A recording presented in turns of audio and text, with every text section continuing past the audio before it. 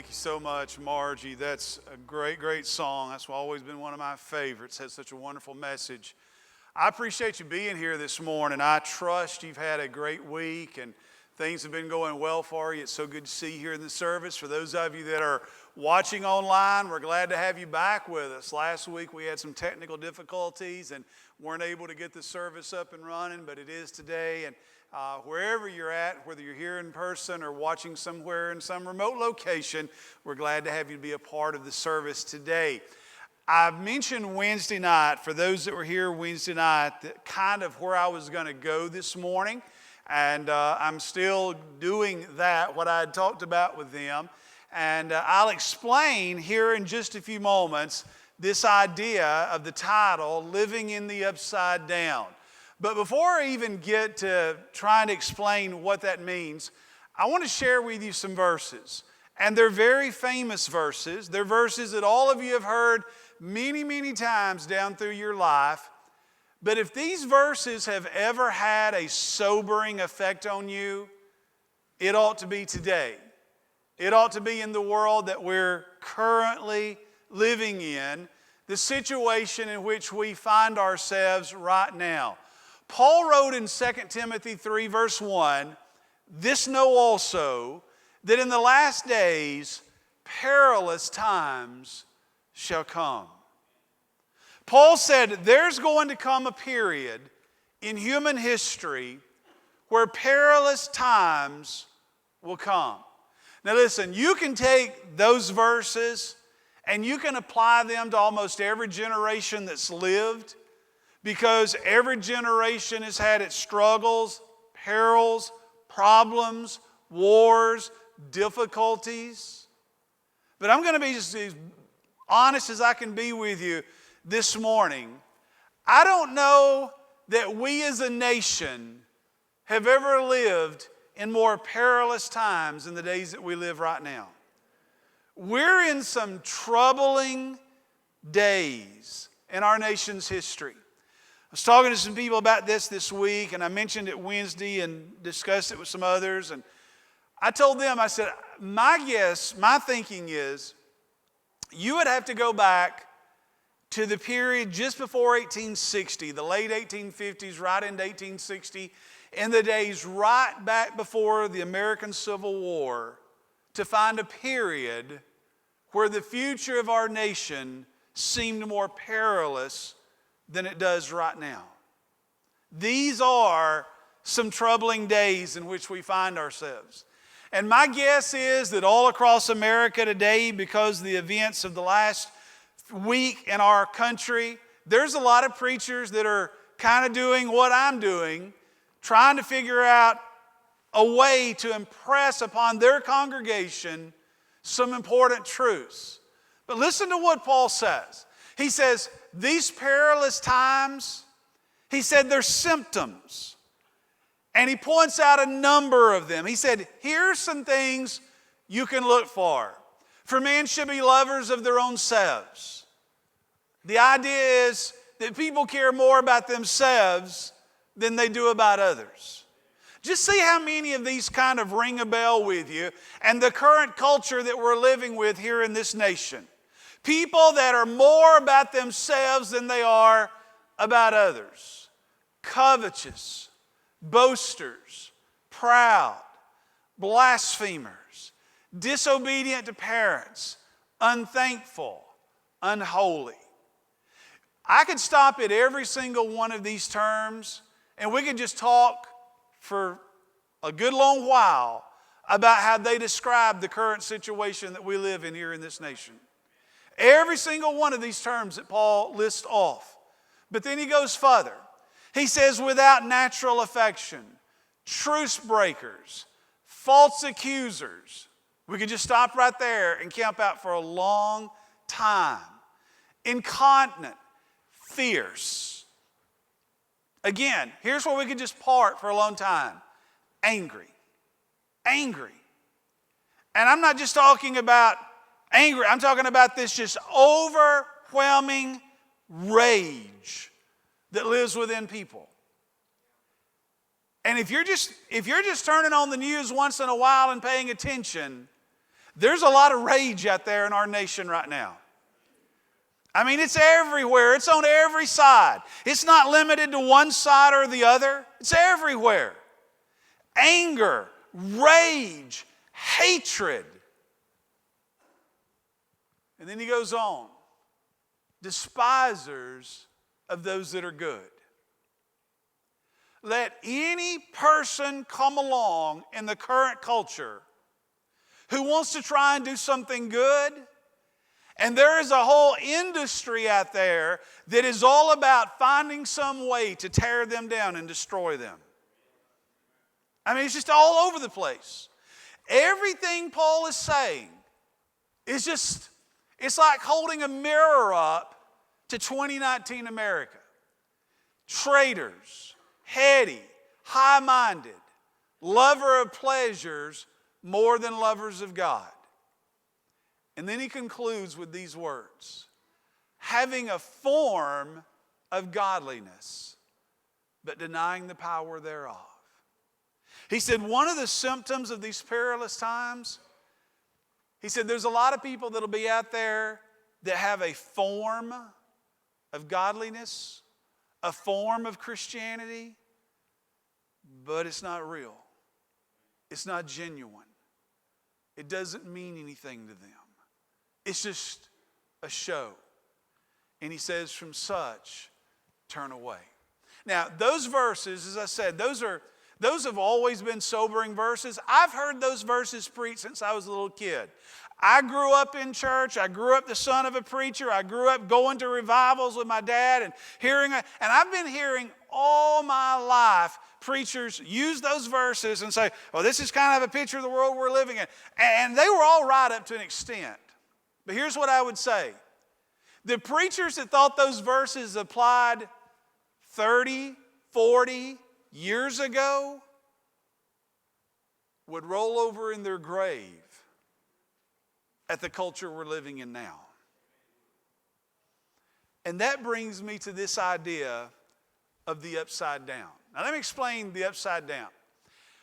My boys, most of you know I've got two sons that are grown now, but through the years, my sons have introduced me to a lot of shows that they like, series, whatever, movies, a lot of superhero stuff and all kind of things. And a lot of them that we would sit and watch together. And whenever they'd find something, they'd be like, Daddy, you need to watch this. You need to get into this. This is really good. And it's been things when they were younger. They discovered Smallville, which was the story of young Superman growing up in Kansas, and that was on for about 8 or 9 years, and we'd watch that together, and that was awesome. And then when they were in high school, they found Friday Night Lights about the football team out in high school football in Texas and the weekly adventures that we'd watch that, and we all enjoyed it. And so they have found a lot of different shows for me down through the years.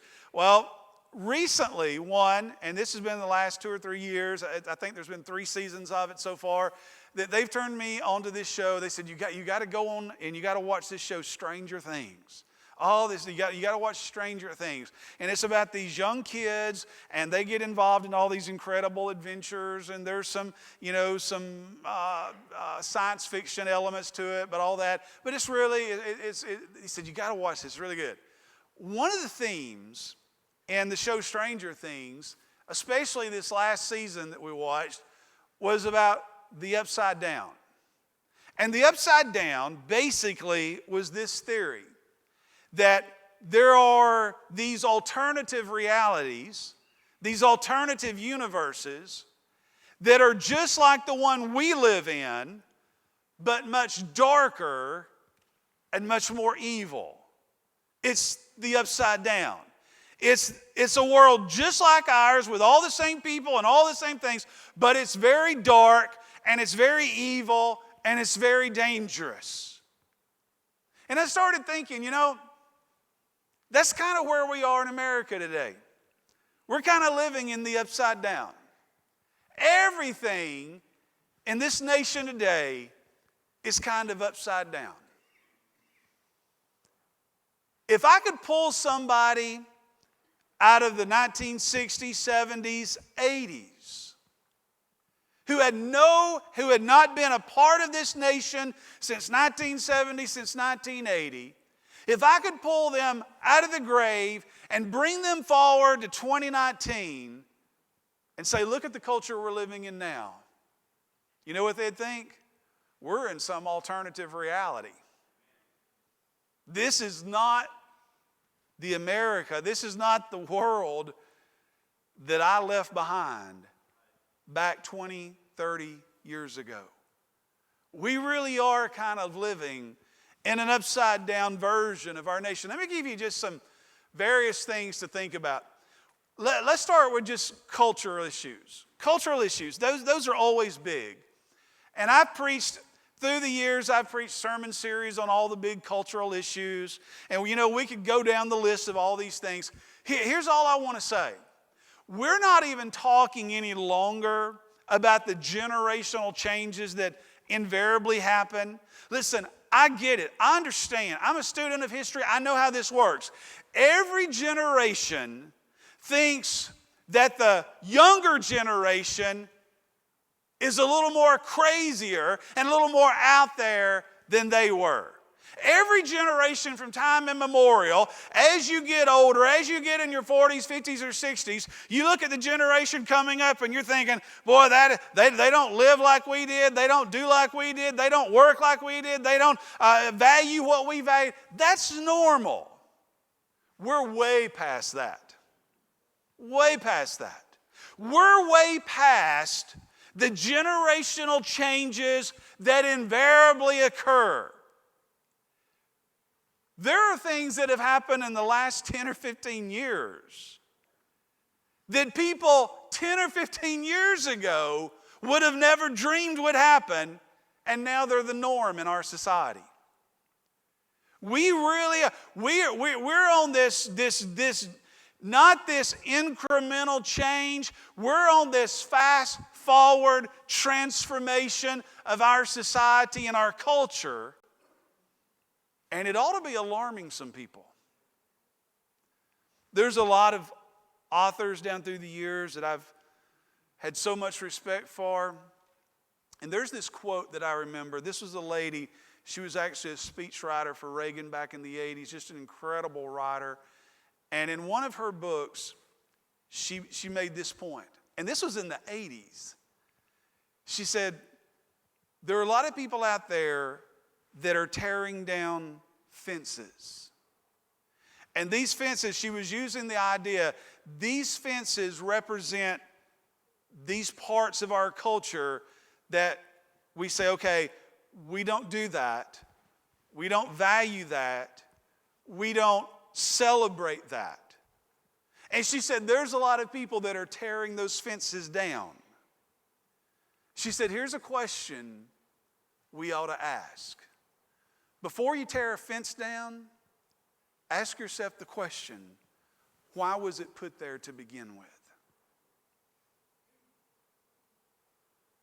And that was in the 80s. I'm not sure if there's any fences left in 2019. I'm not sure if our culture hasn't been, as I said, completely turned upside down at such an incredible, rapid pace that there's any fences left. And I said, it's not just the cultural issues. I've already mentioned the anger. There are so many angry people.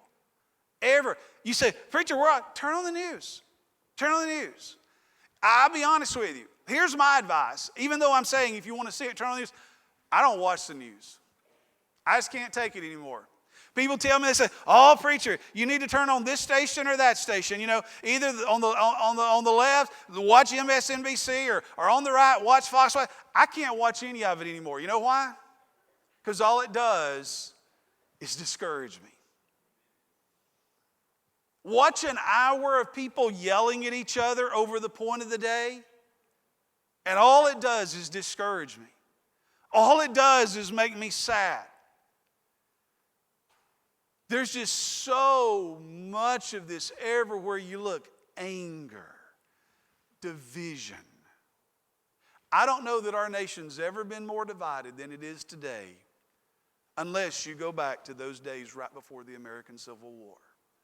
There was even another book recently released, although it's already dated now, because the name of the book was Before the Shooting Starts. And the idea was that there is this culture war in America, the red states, the blue states, the left, the right, all about these cultural issues, and that if we don't find some way to come together as Americans, his idea was we need to do this before the shooting starts. Well, can I tell you, the shootings have already started. It's just craziness, the world we live in. Violence. Violence. And this is why a lot of pastors, I'm sure, all across this nation are preaching something along the line of what I'm doing this morning, because they all saw and witnessed the same things I did and you did this last week in America. Whether it was out in Texas, at a Walmart. I mean, we live in a world. I said Wednesday night, here's all you need to know about the world we live in. One of the hottest selling items in America right now is bulletproof backpacks for kids. That ought to tell you everything you need to know about the world we're in. It's an upside down world. People are scared. I know a lot of people that are nervous to go in Walmart right now. Nervous to go anywhere where there are large groups. I saw on the news Friday, I was talking about this with my boys, and we were looking at it because just barely over a week ago, we were standing in Times Square, the three of us, and we were looking at this video from Friday where a motorcycle backfired in Times Square and thousands of people panicked and ran for their lives because you know what everybody assumed? It's a shooter. It's a shooter. Again, that ought to tell you everything you need to know about the world we're living in. People are living in fear. People are looking over their shoulders. People are scared to send their kids to school. People are scared to go in Walmart. Everybody's looking around and what's going to happen next. We're living in the upside down. Have there always been problems? Yes. Has there ever been a perfect age? No. But we're living in a period now where those things are so much more prevalent than they've ever been. We're living in a different time. The anxiety level for most people is through the roof, the fear, the worry. And then there's the whole coarseness of the culture. I don't know how much you pay attention to it, but our culture has become so coarse. People can't even be civil to each other hardly anymore. Everywhere you turn, people are erupting, people are screaming at each other, people are cursing each other out. You walk down the streets, you can walk down the streets, and I'm not talking about down the streets of New York or D.C. You can walk down the streets of Anniston, you can go in the Quintard Mall, you can walk around, and you will hear kids using language that would have made a sailor curse 10, 15 years ago. It's just the coarseness of the culture. We are living in this upside down world. And then, of course, there's the spiritual separation. Exactly what Paul described. He said there's a whole lot of people out there that have a form of godliness, but it's not real. It's not genuine. It doesn't mean anything to them. And all these things are going on. And we're just kind of in this upside down version of the world. And there's a couple of things that I want to ask you. And here's the first one. Where do we lay the blame for the state of our current national condition?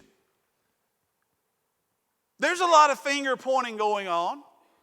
So we're here in church today. Let's ask the question, who do we blame for what's happened to this nation? Do we go out to Los Angeles and point the finger at Hollywood and say, you have normalized so many things that are wrong, and you've made a whole generation come up and believe that this is natural and normal and it's the way that everybody is when you know it's not? Do we point the finger there? Do we go to Washington and point the finger at those who create laws and policies? Do we go to the Supreme Court and go there and say, well, you've made decisions that have changed far for the worse things in this nation? Do we go there? I mean, where do we go? Where do we point the finger? Because I think that's a really important question that we ought to ask ourselves. And here's what I would tell you. If you're here this morning and you're thinking, as I'm talking about this, you're thinking, well, preacher, I tell you where to point the finger. It's at them lousy left-wing liberals, or it's at those sorry conservative Republicans. You are so far off the target on either side. You couldn't be more wrong.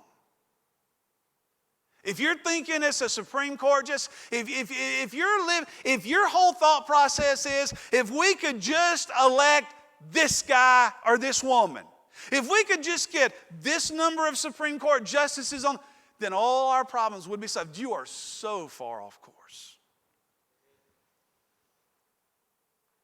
Because none of that is going to change what Paul talked about. I want you to consider something. Paul listed 18 different symptoms of the last day. Remember all those things we read a few moments ago? He mentioned 18 of them. They all have one thing in common.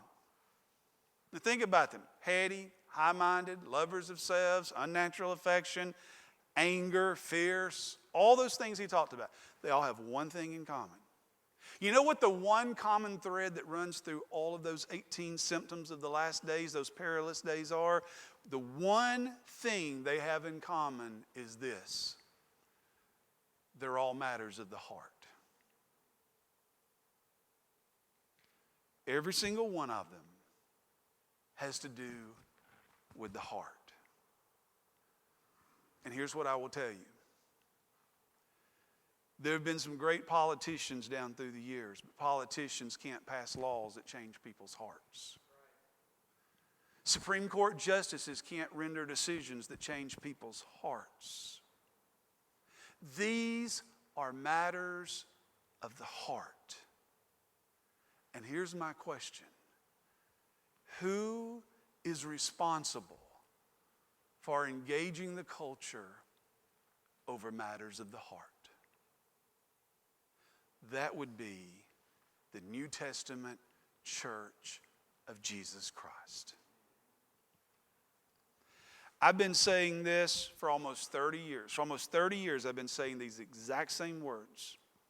They're not original with me, but I heard them over 30 years ago, and they've never left my mind. They've never left my heart, because they're even more true now than they were when I heard them almost 30 years ago. And that's these words. The hope of America is the New Testament church. It's not the next election. It's not getting America to swing red or swing blue. It's not getting the Supreme Court to decide this case or that case. None of those things affect people's hearts. But there is one organization. There is one organization that has the God-given mandate to go out and engage people with a life-changing, heart-changing truth. And that's the church. You know where I put the fault? Church. I've done a lot of traveling. Me and Rosemary were talking about this the other day. I've done a lot of traveling in the last 6 months, and I didn't really expect to do hardly any of it, but it just kind of all played out that way. I've been from here to Los Angeles and back. I'm talking about driving it, not just flying out there. I've been from here to LA and back, from here to DC twice, and from here to New York City once. I've been in about 25 states in the last 6 months. Traveled a bunch. And I've been a lot of places. I've walked down the streets of Hollywood, and I've stood in Times Square, and I promise you, I walked over almost every single inch of D.C. Been through it all. I don't hold any of those places responsible for the condition that this country finds itself in. You know what saddened me more than any of the sights I saw? When we were walking around Times Square at night, and there's a whole lot of things going on there you look at and you just go, wow, that's crazy. That's not what saddened me. What saddened me in D.C.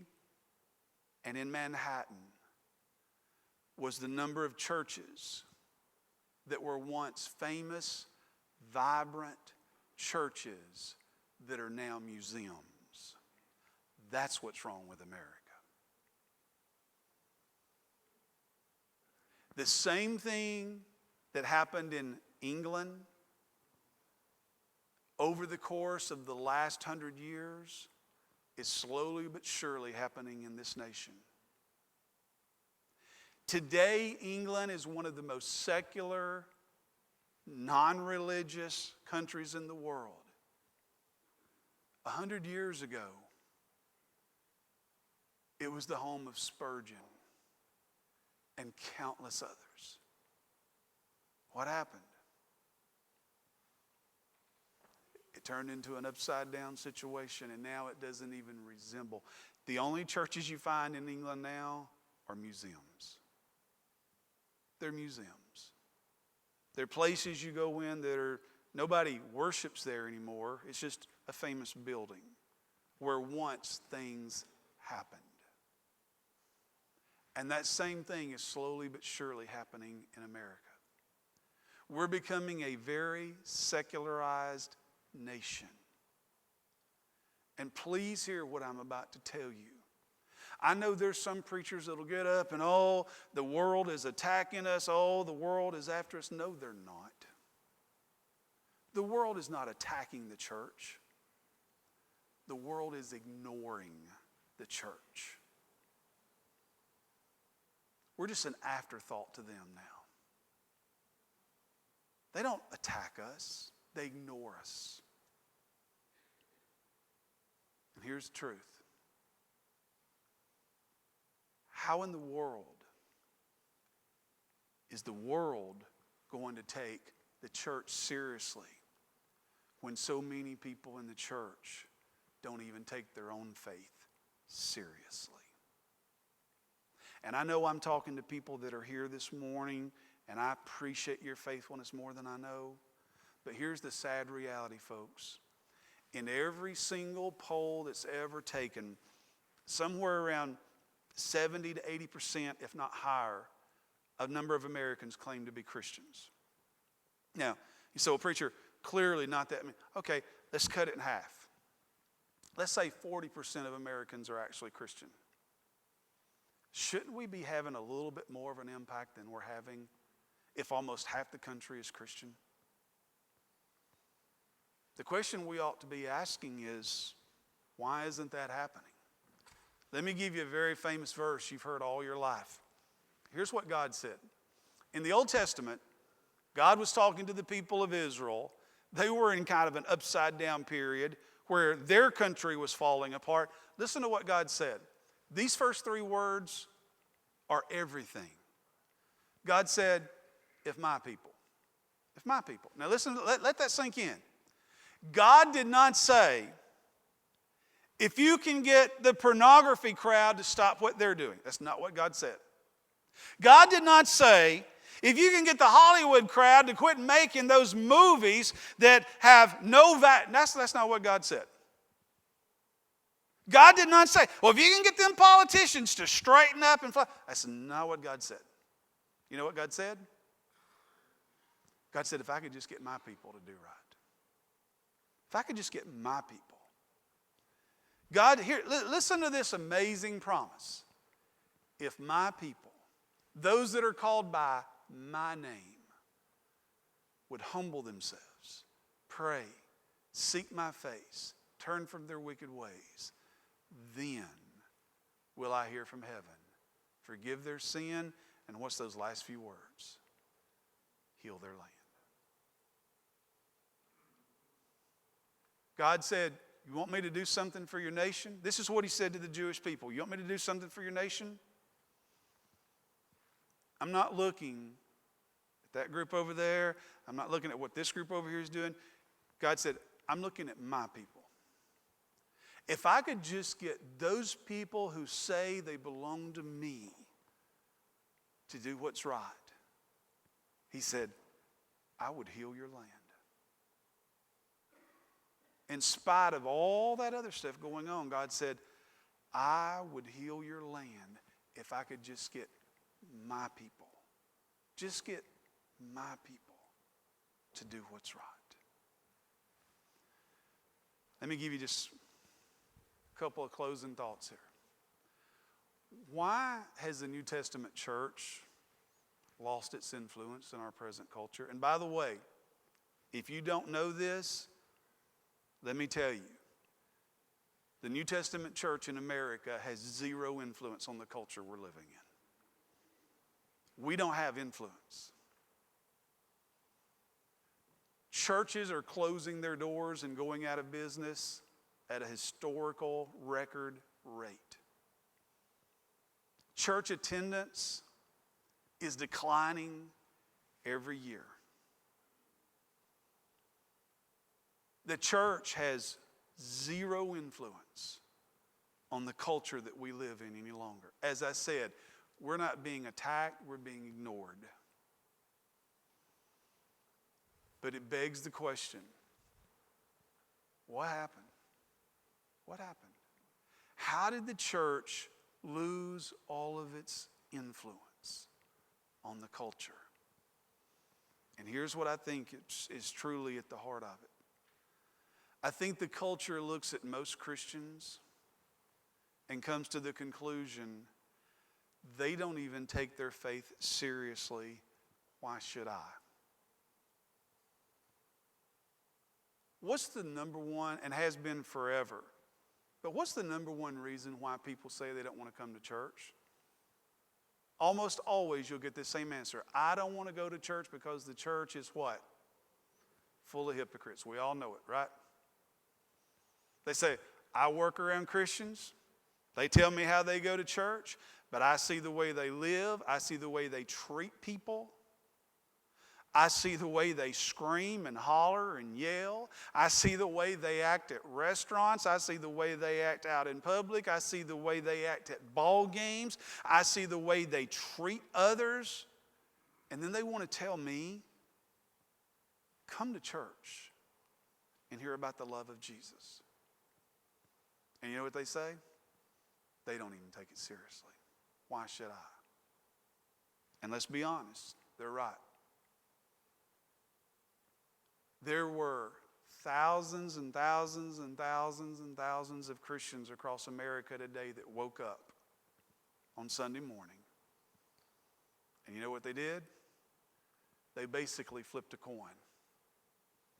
We go to church today, find something else to do. How many people do you know that woke up this morning and said, I am so spiritually hungry to hear from God. I cannot wait to get to church. I can't wait to hear the music. I can't wait to hear the songs. I can't wait to feel the presence of God. I can't wait to learn more about the Word of God. I can't wait to be drawn closer to God. How many people do you know that felt like that? That had a hunger to be in church? And how many do you know that woke up and said, well, we could go to trade day, we could go to the river, we could go fish, we could go hunt, we could go this, we could go that, or we could go to church. And it's a coin flip. You know, do we? Don't I? You know, maybe, whatever. And my point is, if we're not taking it seriously, why would we expect people outside these doors to take it seriously? If our faith doesn't mean anything to us, why is it going to mean anything to them. Folks, I don't know. I truly don't know how you feel. But I know some really smart people out there that I follow and read after and keep up with who are more concerned than they've ever been in their life that the very fabric that holds us together as Americans is unraveling. And you could say, well, preacher, I know it's bad, but I'm an older person, so, it's not going to be. Let me ask you a question. Are your kids, or your grandkids, or your great-grandkids going to have to grow up in this world? Then we ought to have a burden about it. You say, well, what can I do? I'm just one person. I'm just one. What can I do? Here's what I would say.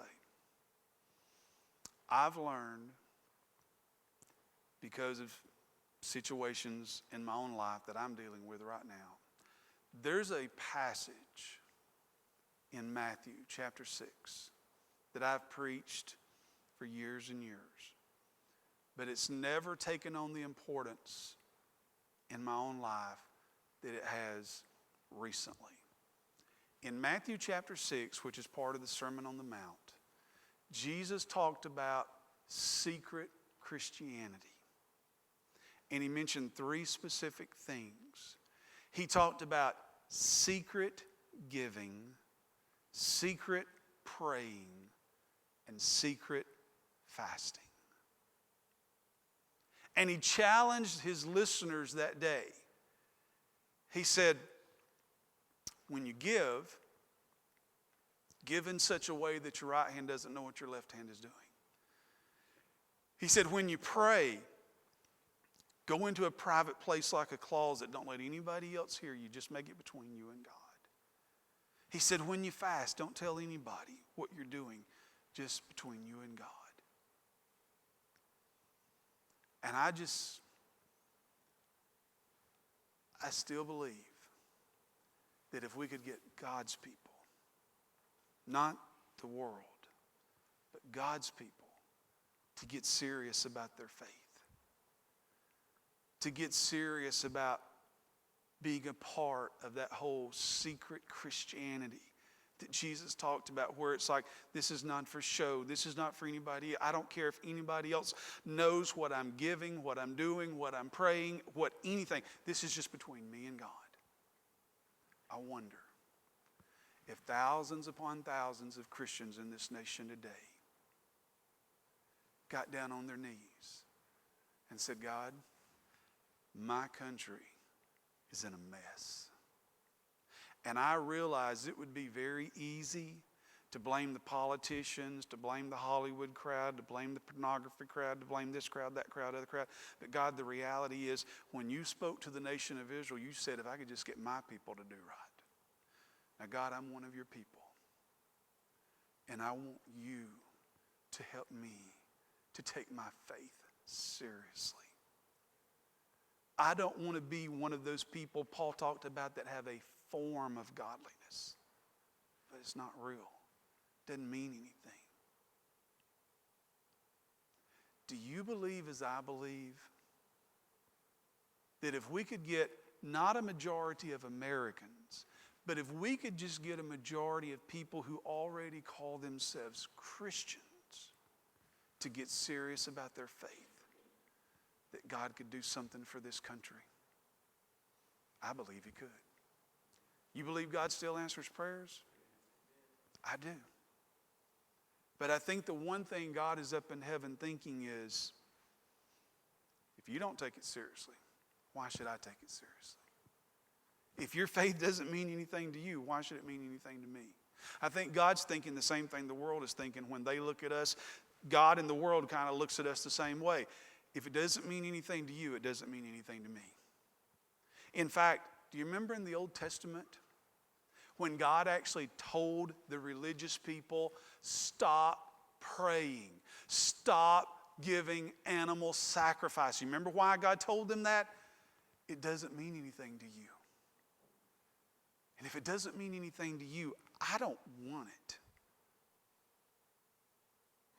What I want is for all of us to wrap our arms around our faith in a way that we say, this actually means something to me. And I can't change the whole world, but I can change my little corner of it. And if I change my little corner and you change your little corner and somebody else changes their little corner, before long, we might see some good things happen. But I will tell you, we are living in perilous times. I'm not standing up here today to tell you that the coming of Christ is near. I have no idea. But I'm telling you, we're living in perilous times. We're living in dangerous days. I'm not talking about dangerous in the sense that somebody may get I'm talking about we're living in days where the fabric of our nation is fraying. And by the way, there's a lot of people out there on both sides of the aisle that want it to fail. But there ought to be this group of Christians that say, God, I know where the hope of the world is. It's in the church. Help me to play my part in making the church strong. Help me to play my part in making the church vibrant. Help me to play my part by loving people the way Christ loved, by having compassion, by walking through life not with anger, not with disdain. You know the sad thing? And I'll close with this. Here's the sad thing. We can't even get the average church member to just do the two things Jesus said were most important. Love God with all your heart, love your neighbor as yourself. We can't even get a lot of Christians to do that. Just love God and love others. But you know what?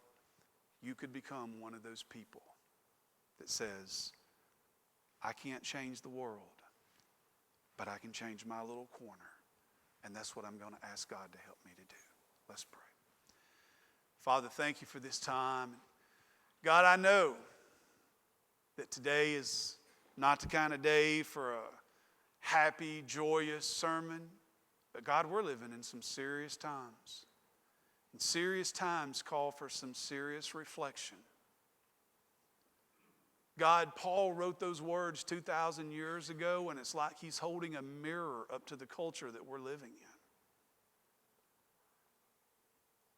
And Father, I pray that you would just help us to get serious about our faith, serious about serving you, not going through our spiritual life and church and serving you being a coin flip, but being something that means something to us.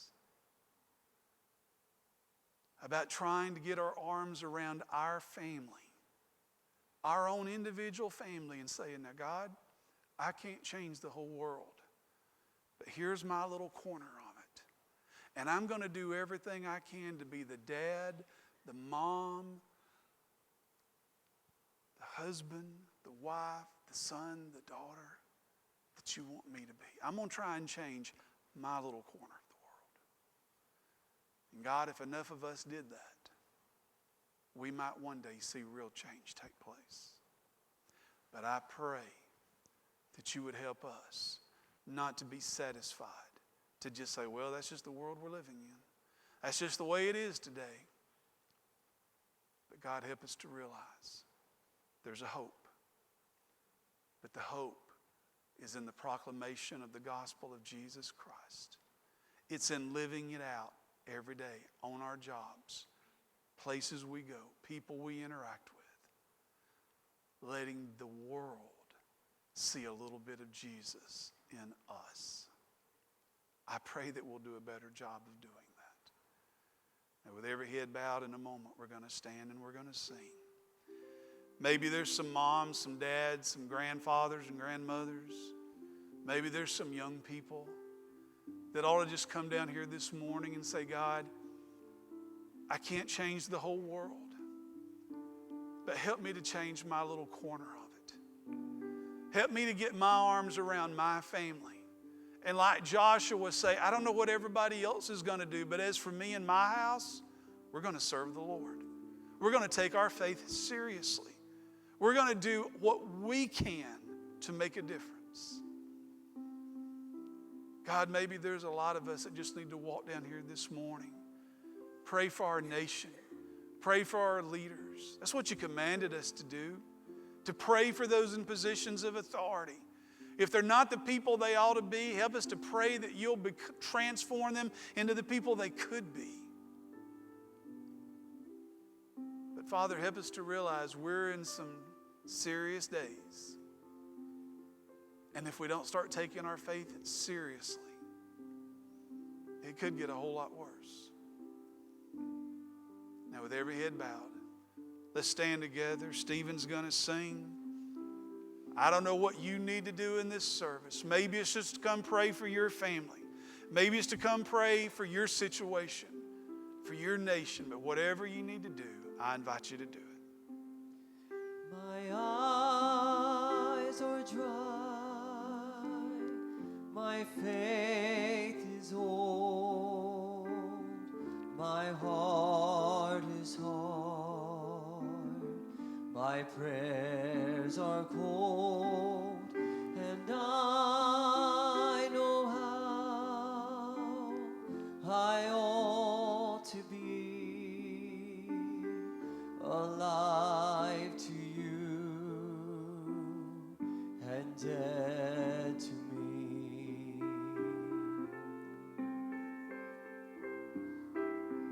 No one can be done for a cold heart like mine. Soften it up, cleanse me, I cry.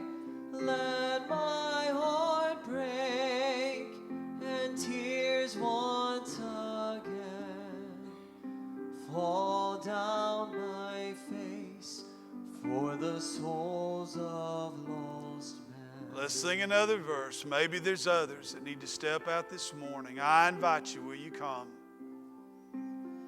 My eyes are dry, my faith is Do you need to step out today? old. My heart is hard, my prayers are cold, and I know how I ought to be alive to you and dead to me. No one can be done for a cold heart like mine. Soften it up, cleanse me, I cry. Let my heart break and tears once again flow down my face for the souls of lost men. Let's bow for just a second. Maybe you're here today. This is the church the Lord is leading you to. The doors are open. Come right here to Brother Tommy. We'd be honored to have you become a part of this church. Next Sunday, we're going to be baptizing following the morning service. Maybe there's somebody here. You know you're a Christian. You know you've been saved, but you've never taken that next step. This would be a great time to do that. Again, I encourage you, come right here to Brother Tommy and say, hey, I know I've been saved, but I want to take that next step in obedience, and I want to be baptized. Or maybe you're just here today, and there's a burden. There's a need in your life. There's a situation that God is trying to shine a spotlight on, and you need to bring it to Him this morning. You come as we sing. My eyes are dry, my faith is old, my heart is hard, my my prayers are cold, and I know how I ought to be alive to you and dead to me. Oh, what can be done for a cold heart like mine? Soften it up, cleanse me, I cry. Let my heart break and tears once again flow down my face for the souls of lost men. Amen. You can be seated for just a moment. I want to thank you for your kind attention this morning.